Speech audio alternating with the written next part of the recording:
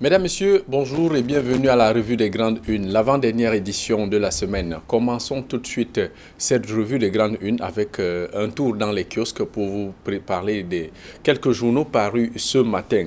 Commençons donc par le quotidien La Nouvelle Expression. La Nouvelle Expression qui titre en sa une crise anglophone, un autre front à l'ouest. Les séparatistes s'acharnent depuis une semaine à la localité de Bangourène dans le département du Noun. Un mort, plusieurs blessés et des dizaines de maisons incendiées. Le journal parle tout aussi des Néo, Douala et Néo sabote la fête de Noël. Une bonne partie de la capitale économique est sans énergie électrique depuis dimanche 23 décembre 2018. Les explications du distributeur de l'énergie électrique sont quelque peu embrouillées. Titre le journal, une coupure ou alors une rupture d'un câble souterrain serait à l'origine de cette panne. Et puis le journal fait aussi toute une rétrospective de l'année 2018, en commençant par la gouvernance, la relance grippée de l'opération Épervier, le vivre ensemble, l'unité nationale en crise, l'immigration clandestine, l'enfer de la Libye et du Koweït, la Coupe du Cameroun, le vainqueur sacrifié sur la scène africaine, crise à l'église évangélique du Cameroun, les hommes n'ont pas pu, couverture de santé universelle, une idée lumineuse, mais 3 points de suspension, titre le journal. Un dossier à lire donc de la page 6 à la page 9 du quotidien La Nouvelle Expression. Voilà pour ce qui est donc du quotidien La Nouvelle Expression. Parlons à présent de Cameroun Tribune, le journal Cameroun Tribune qui met en sa une attaque criminelle à Bangourène, le réconfort de Paul Biya, le ministre de l'administration territoriale Paul Atangandji a remis hier un important don du président de la République, constitué de matériel de couchage, des produits de première nécessité aux victimes des agressions et incendies survenus dans la nuit de samedi à dimanche dernier. Article à lire en page 2 et 3 du journal Cameroun Tribune. Un autre journal, c'est Camer Presse. Camer Presse qui parle de transport urbain à Douala. Le tramway ne sifflera pas en 2019. Selon le journal, le ministre de l'économie de l'époque avait signé des conventions en juin 2013, parmi lesquelles celle de la construction d'un tramway à Yaoundé et à Douala. Quand quatre des six projets devaient être opérationnels dès 2019 sont dans un silence assourdissant. Aperçu du plan ferroviaire à l'horizon 2020 qui doit coûter 15 000 milliards de francs CFA. Titre le journal, article à lire en page 6 et 7 du journal. La contrebande, le Cameroun perd 250 milliards de francs CFA par an. La phase 2 de l'opération baptisée halte au commerce illicite ne cesse de révéler l'ampleur du fléau, aussi bien à l'intérieur qu'aux frontières du Cameroun. Voilà pour ce qui est du journal Camer Presse. Le journal Le Soir met en sa une faillite programmée des Néo. Voici la liste des créanciers, l'État et le filet des réseaux. Le journal donne un certain nombre de partenaires à ce projet qui pourrait causer la faillite programmée de Eneo. Un article à lire en page 2 du journal Le Soir. Terminons aussi cette revue de presse, avec le quotidien Le Jour paru ce jour qui parle aussi de la crise anglophone avec 2 morts à Bangourène. Le journal indique qu'une bande venue du nord-ouest a perpétré une attaque dans le département du Nord. Le SDF annonce une réunion de crise à Bafoussam. Article à lire en page 3 et 5. Le journal évoque aussi le cas de Kribi. Le préfet reçoit un projectile. Il s'agit du mouvement d'humeur qu'a observé les mototaximens de cette localité. On finit cette revue de presse avec le journal Essentiel qui a consacré exclusivement sa une à la rétrospective de l'année 2018. Autant d'articles à découvrir en kiosque ce matin. Pour parler de cette revue des Grandes Unes, de l'actualité dans cette revue des Grandes Unes ce matin, Camille Nélé sur ce plateau. Bonjour, doyen. Jean-Paul Chounel, bonjour. Bonjour, Guy Avefonga, à qui j'avais souhaité de très chaleureuses fêtes de Noël et j'ai vu sur les réseaux sociaux qu'il a su profiter. Il ne s'est pas privé de se faire plaisir. Bonjour, téléspectateurs d'Equinox Télévision. Camille Nélé, quelle est l'actualité qui vous a marqué ce jour? Bien évidemment, c'est ce qui se passe du côté de Bangourène. C'est ce qui se passe de ce côté-là avec ces coups de feu qui sont entendus du côté du département du Noun avec des morts, avec des incendies. C'est quelque chose, c'est tétanisant.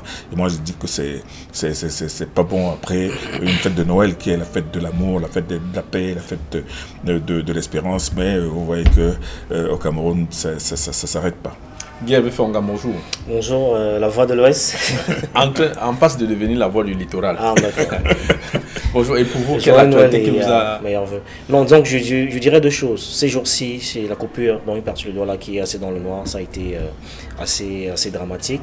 Et j'ai du mal à résister à la tentation d'évoquer, d'ailleurs c'est sur votre chaîne que j'ai vu ça, regarde sur celle qui a annoncé ce soir, un Doumbé Dibobé, le célèbre mortier, de la gloire à l'abîme. Honnêtement, quand on a vu cette bande-annonce, honnêtement, il y a de quoi avoir la chair de poule. C'est assez fort en émotion. Donc, bravo à toute la sympathique équipe qui a travaillé autour de ce projet. Le titre est fort évocateur et vraiment, ça ne m'a pas laissé indifférent comme acteur. Je promets que ce soir, ça va être un autre grand moment de télévision et les records d'audience seront battus.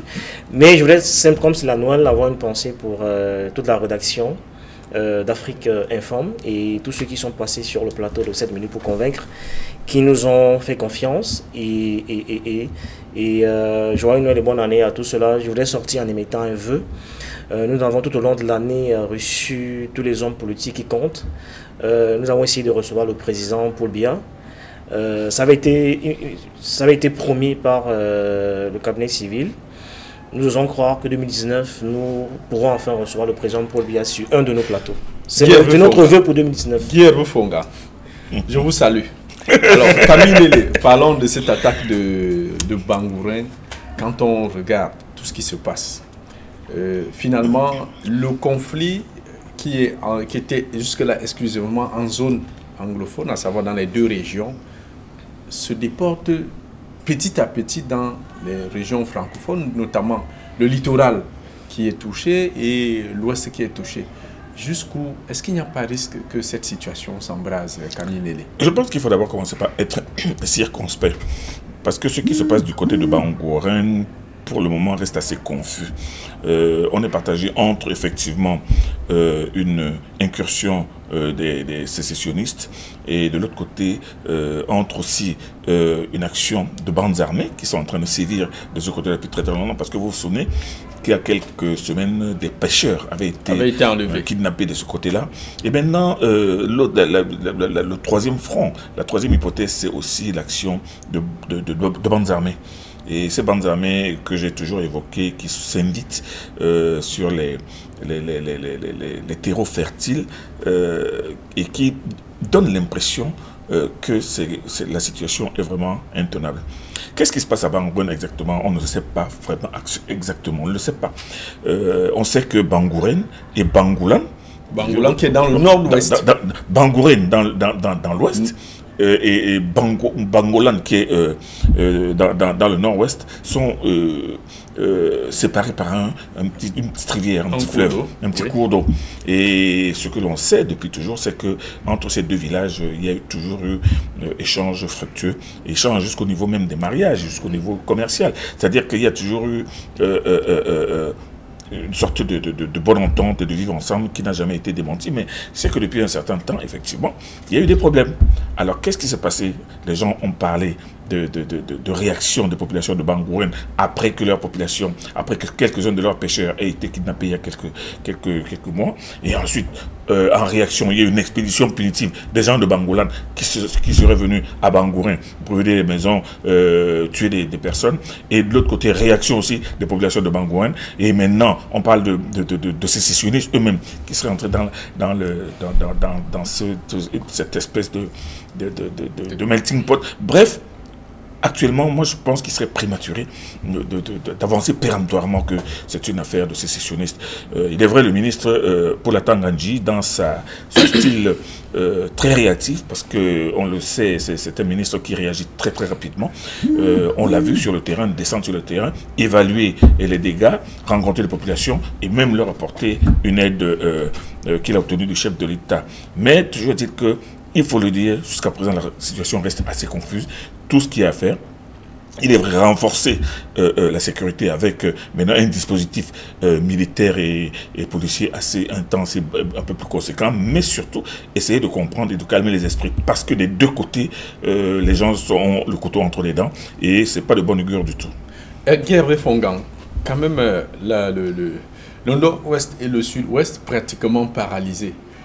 Ces individus qui se constituent en bande armée, en bande de pilleurs, est-ce que quelque part aussi, on a envie de dire, la faim ne chasse pas le loup du bois?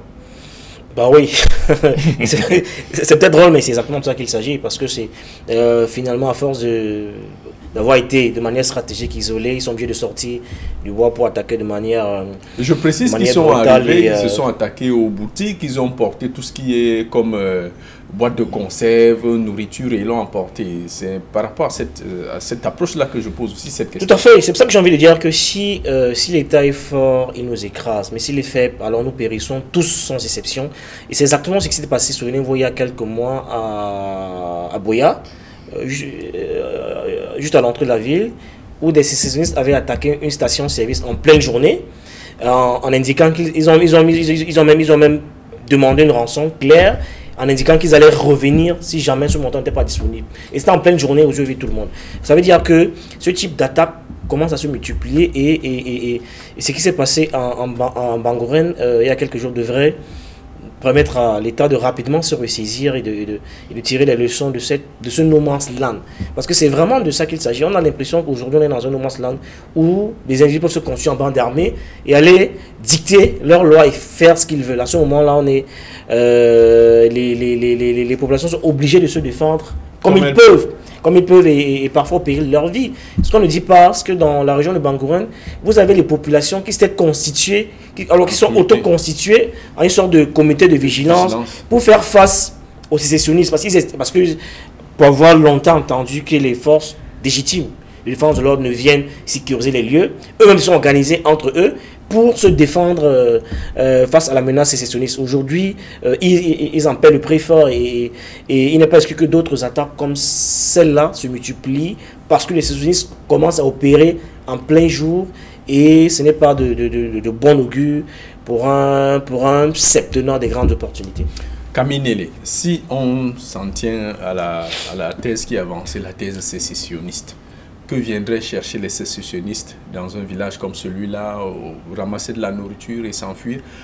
Pourtant, la zone anglophone, l'armée y est présente.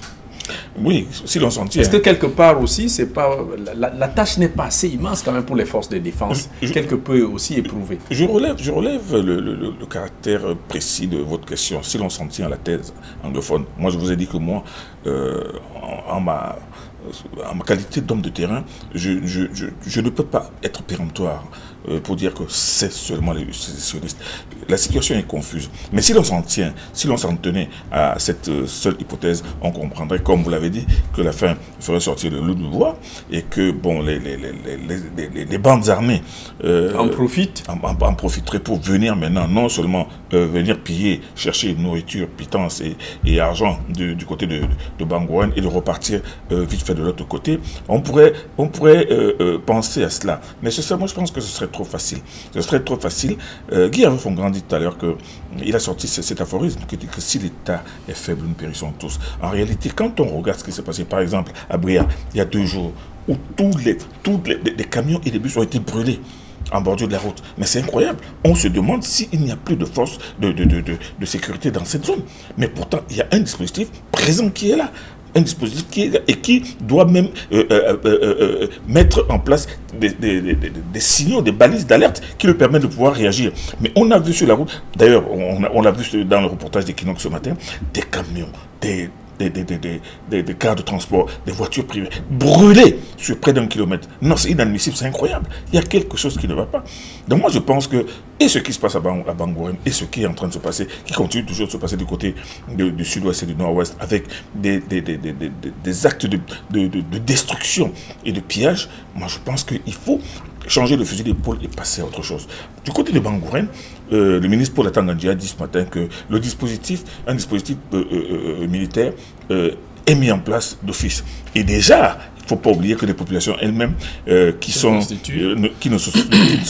décidées à ne pas se laisser faire, c'était déjà constitué en une sorte de milice, mais une milice armée, armée de fusées. Et là, c'est là où ça devient aussi dangereux, parce qu'il peut maintenant, le risque est grand d'assister à toutes sortes de bavures. Est-ce que ces armes dont les populations constituées en autodéfense ont-elles le droit de porter ces armes, Camille Nélé? Ben, les populations estiment qu'elles se défendent avec des moyens de bord. Il y a des fusils de chasse, il y a des fusils de cérémonie, il y a des arcs, il y a des flèches. Il y a des bâtons. Les populations font exactement ce qui avait été fait du côté de l'extrême nord, au plus fort des attaques de Boko Haram, avec un armement de fortune. Donc moi je pense que non seulement il faut absolument et rapidement qu'un dispositif militaire soit en place et puisse non seulement stopper les velléités d'un crime. Un dispositif même dissuasif. Dissuasif et opérationnel en permanence, qui puisse d'abord arrêter cette affaire-là et maintenant rassurer un peu plus ces populations et ramener la sérénité. Parce qu'on parle de plusieurs dizaines de maisons brûlées, de plusieurs boutiques brûlées et déjà de plusieurs morts. Donc je pense que ce qui se passe là aujourd'hui n'est pas si bien et devrait interpeller surtout le ministère de la Défense à un peu plus de réactivité, un peu plus maintenant de maillage du territoire, surtout de ce côté-là. Guy Hervé Fongan, on observe quand même que au pic de la crise anglophone, lorsque les sécessionnistes agissaient véritablement avec les Amba Boys, il y avait quand même un enrôlement des jeunes dans leur rang. Mais pour ce qui est de Bangourin, malheureusement, on n'a pas constaté ce point-là. Ils ont même pris des otages. Arrivés à la lisière de Bangourin, ces otages ont été relâchés. Est-ce que ce n'est pas un signe fort qui indique clairement que ce sont des bandes armées de pilleurs qui opèrent dans la zone? Non, enfin, c'est possible. Maintenant, on peut évoquer toutes sortes d'hypothèses si vous le souhaitez, mais sauf que vous savez qu'en période de guerre, il y a beaucoup d'infiltration, il y a beaucoup de choses qui se mêlent et qui s'entremêlent. Donc, parfois, de vrais brigands, de bandits de grands chemins profitent de ce genre de situation pour opérer. Ce n'est pas exclu.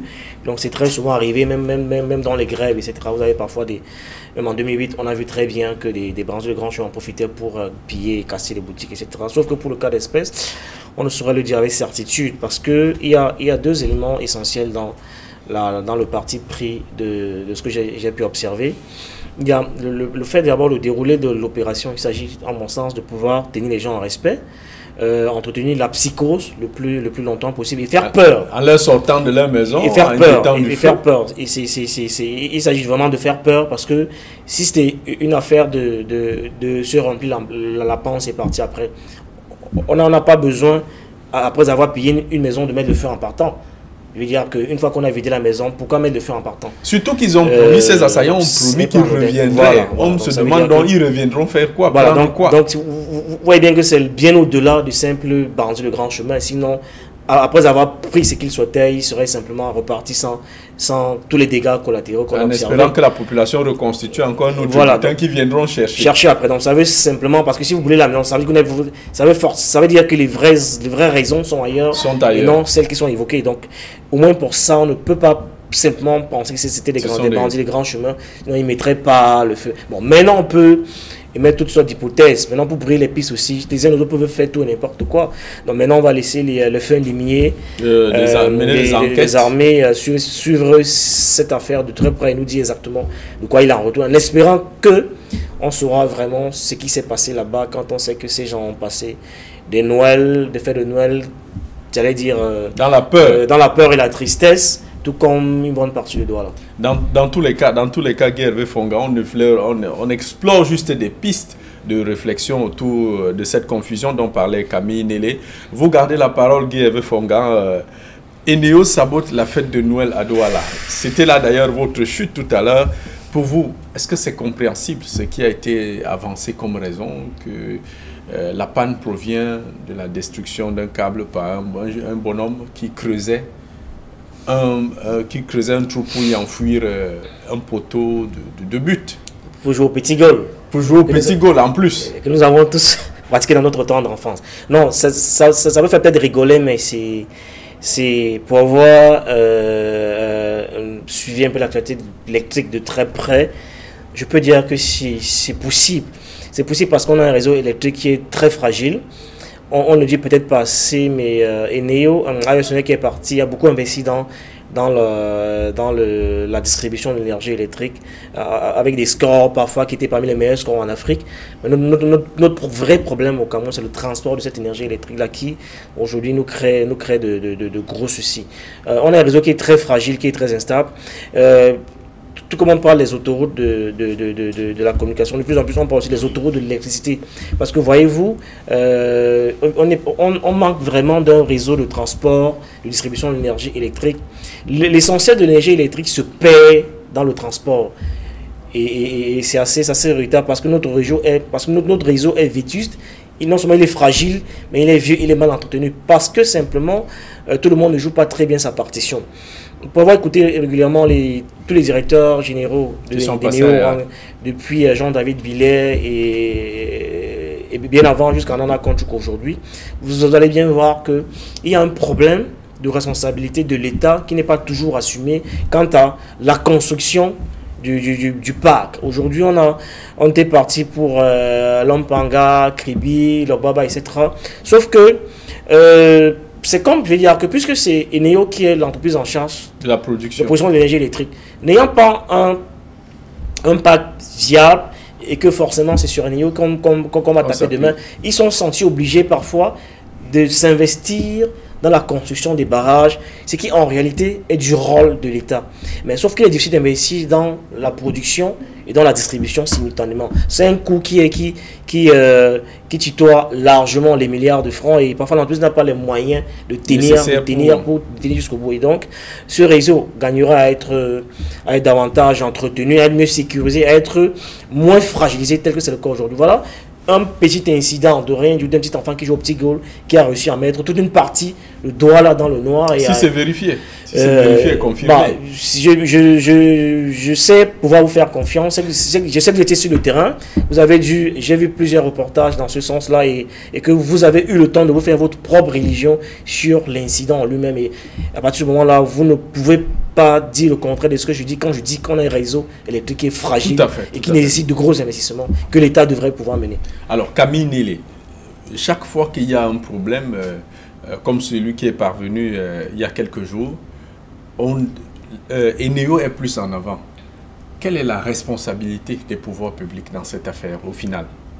Mais la responsabilité des pouvoirs publics, c'est de ne pas être en mesure de donner une structure de distribution d'électricité viable aux Camerounais. La responsabilité de l'État est entière. Ils ont créé Sonatrel. Oui, mais Sonatrel sert à quoi? Ça existe de nom. Alors, moi je dis, vous allez parler de Sonatrel, vous allez parler de comment s'appelle l'autre structure de distribution aussi, EDC ou un truc comme ça. C'est-à-dire, on a multiplié des gadgets, mais on n'arrive pas à donner, à octroyer de l'électricité aux Camerounais de façon viable. Quand on nous a sorti le prétexte d'un enfant qui aurait creusé le sol pour mettre des petits gaules, il creuse des petits gaules à une profondeur de combien de mètres? Une profondeur de combien de mètres? De combien de mètres? Puisque... Toujours petit gaules, on n'a pas besoin de creuser un puits. On n'a pas besoin de creuser un puits pour jouer au petit gaules. Alors, si justement le câble de Néo était seulement à 10 ou 15 ou 20 ou 30 cm ou même à 1 mètre, ça c'est de l'imprudence, c'est de l'amateurisme, c'est anormal, c'est même criminel. Non, c'est des histoires d'hommes et de bon. En réalité, le transport de l'électricité est laissé est géré comme une sorte de jeu où on se fout pas mal de l'intérêt des populations qui payent et qui sont étranglées même par le prix de l'unité de kilowattheure. Bon, maintenant, quand vous regardez de l'autre côté, les gens sont retrouvés dans le noir pendant plusieurs jours, tout simplement parce qu'on veut nous faire croire que c'est à cause du geste sibyllin d'un enfant qui voulait jouer. Mais on a vu comment toute la ville était dans le noir, ce qui est inadmissible. Inadmissible dans une capitale économique. Imaginez, il y a des gens qui ont subi des pertes terribles. Tout à fait. Dans un système normal, c'est une cascade de procès qui devrait être intenté contre Eneo. Mais d'un autre côté, quand vous allez un peu plus loin, et vous regardez toujours l'autre scandale qui est dans le transport de l'électricité, et que j'évoque toujours, le transport par les poteaux en bois qui se cassent tous les jours et qui tombent tous les jours, qui causent même des morts, et qui ne résistent pas aux intempéries. Qui maintiennent certains quartiers dans l'obscurité pendant plusieurs jours. Pourquoi s'obstiner à mettre des poteaux en bois qui appartiennent à une seule personnalité? Parce qu'il faut aussi le dire. Je ne me lasserai pas de le dire, c'est une entreprise qui appartient à l'une des plus grandes personnalités de ce pays, tout simplement parce qu'elle a des plantations d'eucalyptus. Donc c'est une chasse gardée. Alors c'est une chasse gardée, donc alors que nous avons ici, à Bonakwama, en pleine ville, nous avons des poteaux en béton qui datent depuis l'époque coloniale. Depuis l'époque coloniale. Et elles n'ont pas besoin. Mais par contre, avec les potons d'eucalyptus, non seulement on les change tous les 6 mois, mais entre-temps, elles ont le temps de se casser, de causer. Donc, c'est pour ça que les observateurs les plus méticuleux, les plus circonspects disent que, franchement, Eneo se moque de la tête des Camerounais. Et voilà donc l'une des meilleures preuves. Et l'autre preuve, c'est que non seulement Eneo se moque des Camerounais en ne leur donnant pas une énergie de qualité, mais maintenant, Eneo peut se permettre de raccorder n'importe quel bobard face à ses propres turpitudes. Et ça, c'est aussi inacceptable. Non, je voulais simplement ajouter, peut-être pour les millions de Camerounais qui nous écoutent ici à l'étranger, pour dire que le réseau électrique est comme le réseau routier. Vous savez, avant, pour partir de Bonabéry, pour traverser Bonabéry, joindre les deux bouts de la ville, on avait un seul pont. On a construit un deuxième pont aujourd'hui. Et c'était valable pour l'axe Lourdola-Yaoundé. Mais sur qu'aujourd'hui, on a un réseau qui est de plus en plus saturé. Il faut construire de nouvelles voies de contournement. Et c'est tout à fait regrettable. Savez-vous que pour alimenter aujourd'hui tout le Grand Ouest, le réseau est parfois obligé de partir d'Edéa puis Bonabéry. Et s'il faut également alimenter le centre-sud, le réseau est obligé parfois de partir d'Edéa. Alors, si une de ces voies tombe en panne, il n'y a même pas le moyen de trouver une autre voie de contournement. Simplement parce qu'il faut les construire, il faut les trouver. Et c'est des réalités parfois qu'il faut prendre en compte. Il faut trouver des voies de contournement. Or, les moyens ne sont pas toujours mis en place en temps et en heure par le gouvernement. Même Yaoundé, la propre capitale, c'est une de ces voies paralysées. Même Yaoundé sera mais vous avez vu ce qui s'est passé à Ezeka. Voilà, et dans le noir. Et seulement parce qu'on manque de voies de transport. Au-delà de ce que vous soulignez tout à l'heure, est-ce que finalement, dans le domaine de l'électricité, avec tout ce que vous évoquez, il n'y a pas manqué il n'y a pas eu un manque de prévision, à savoir que d'ici tel nombre d'années, la demande en énergie électrique serait à tel nombre de kilowatts. Est-ce que là, quelque part, on n'est pas victime du manque de prévision et de prospective? Je vais dire qu'à l'épreuve des faits, on peut le dire, je vous le concède, quand on peut parler du manque de prévision, à l'épreuve des faits, évidemment, on peut le dire. Mais sauf qu'en réalité, quand vous observez toute la complexité qui gravite autour de la gestion de l'énergie électrique, et en elle-même, vous allez bien comprendre que, encore qu'on dit peut-être pas assez, mais... Est-ce que cette gestion n'est pas finalement prisonnière? Est-ce que cette gestion n'est pas finalement prisonnière des intérêts qui gravitent autour de ce réseau? On peut le dire, le fait que l'État détient 44% du capital lui donne un droit de regard et n'autorise pas en même temps, j'allais dire Eneo, de prendre un certain nombre d'initiatives et à une marge de manœuvre réduite. Pas tout ce moment-là, même si vous vous engagez, encore qu'on le savait, je veux dire que quand, en termes de prévision, n'importe quelle analyse sérieuse pourrait imaginer que dans 5-10 ans, on sera plus de 25 millions de Camerounais. Je veux dire que c'est une vérité de la palisse. On n'a pas besoin de sortir de Harvard pour le savoir. Et je refuse de prendre des anciens, oui. Justement, quand on parle de prévision, c'est pour le savoir. Justement, c'est parce que des actions ne seraient pas prises en tenant compte de cette évolution. Oui. Puisque c'est la population qui en pâtit au quotidien. Juste pour dire qu'il y a des choses qui dépendent de nous et celles qui ne dépendent pas de nous. Je peux parler ici de l'opération Une maison, un compteur que j'ai suivi de très près il y a quelques temps sur le terrain. J'ai bien remarqué qu'il y a une volonté réelle des populations de se brancher, de prendre les abonnements directement chez le principal opérateur. Mais sauf que le dispositif d'accompagnement n'est pas toujours mis en place et la conséquence qui en est résultée après cette opération, on a bien vu que la demande était largement supérieure à l'offre parce qu'il y avait une demande, j'allais dire, effrayante de branchement et d'abonnement. À partir du moment où on voit bien que contrairement à l'impression qu'on essaie de vouloir donner aux Camerounais, les Camerounais ne sont pas si indisciplinés que ça, mais simplement c'est le cadre réglementaire qui n'est pas toujours mis à disposition. Et peut-être pour le dire, est-ce que vous savez qu'aujourd'hui, ce serait bien que les gens le sachent, en termes de facture d'électricité, on est près de 25 millions, mais tous les mois, l'entreprise édite moins d'1 million de factures. C'est-à-dire qu'il y a moins d'1 million de Camerounais, à peine 1 million de Camerounais qui payent de manière régulière les factures tous les mois, alors qu'on est plus de 25 millions. Or, tout le monde a la lumière. Vous voyez bien que ça veut dire qu'il y a un dispositif parallèle qui peut plomber l'activité en elle-même et ralentir les rentrées. Non, si je vous le dis, Non, Quand vous dites 25 millions de Camerounais, là c'est à ce que je dis, vous le vérifiez. Tous les mois, l'entreprise édite à peine 1 million de factures. Et nous sommes 25 millions. Et tout le monde a la lumière. Mais ça veut tout dire. C'est ce qu'il dit quand il sait que la ville de Douala n'est pas composée que de 1 500 000 habitants, comme on le sérine depuis plus de... Non, j'ai dit au Cameroun, pas Douala. Je parle de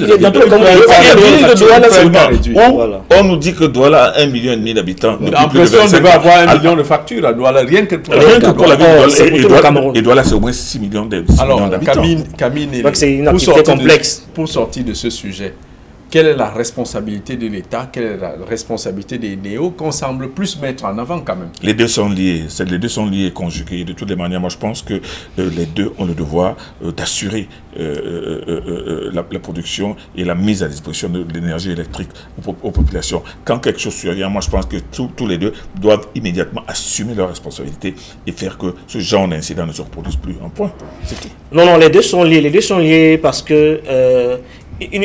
il ne vous a pas échappé que le communiqué qui annonce les dysfonctionnements est signé par le gouverneur. Je ne sais pas si vous avez remarqué comment. Tout à fait. Le gouverneur qui signe le communiqué, ça veut dire qu'ils se sont partie prenante de l'incident. Moi, je me suis attendu à ce que le communiqué soit signé par... Le DG de Néo. Oui, par exemple, moi j'étais... Donc, c'est un indicateur de ce que les responsabilités sont bel et bien partagées. Entre les deux acteurs. Voilà, sauf que vous et moi, quand nous payons, quand la facture arrive à la fin du mois, ce n'est pas chez le on ne tient pas compte de ce qu'on a fait 10 jours sans lumière, mais on nous facture et on paie quand même. Donc, le contrat qui nous lie avec Néo nous oblige à avoir la lumière en temps et en heure, et c'est pour ça qu'on paye à la fin du mois, et nous voulons une énergie de qualité. Nous voulons une énergie de qualité. Notre réalisateur Emos Fongo qui me signale qu'il nous reste 2 minutes. Camille Nélé, le journal Kamer Presse qui a titré « Le tramway ne sifflera pas en 2019 ». Pourtant, en 2013, on avait indiqué, le ministre de l'économie de l'époque avait indiqué que Douala, pour l'amélioration du transport urbain, Douala et Yaoundé devraient avoir leur tramway. Oui, c'était une annonce. Je pense que c'était un vœu pieux, ou bien c'était cette manie qu'on a au Cameroun de créer des éléphants blancs. Parce que moi, je me demande bien comment, en 6 ans, on aurait pu mettre en place un tramway à la ville, dans la ville de Douala. Aujourd'hui, il y a des pays qui sont beaucoup plus le Maroc, efficients. Mais regardez la Côte d'Ivoire, déjà ils sont en train de mettre le métro. Tout à fait, le Maroc, le Kenya. Alors le Kenya, le Rwanda. Les gens ici ne pensent pas en termes de progrès, en termes de développement. Les gens balancent même parfois des... Il est en train d'annoncer le tramway pour la ville de Douala. Est-ce que depuis plus de 20 ans, est-ce que le chemin de fer du Cameroun a augmenté d'un seul mètre de rail? Non, moi je pense qu'ils n'ont même pas... On utilise encore les mêmes lignes de la régie ferroviaire. Depuis les indépendances. Et vous pensez que nous sommes dans un pays normal?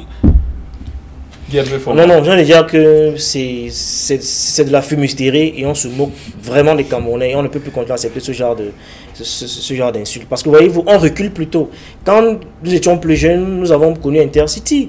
Voilà. C'était nettement plus confortable que ce qu'on voit aujourd'hui. Peut-être plusieurs décennies après, on a l'impression qu'on a un pays qui dégraisse de manière grossière et ce n'est plus acceptable.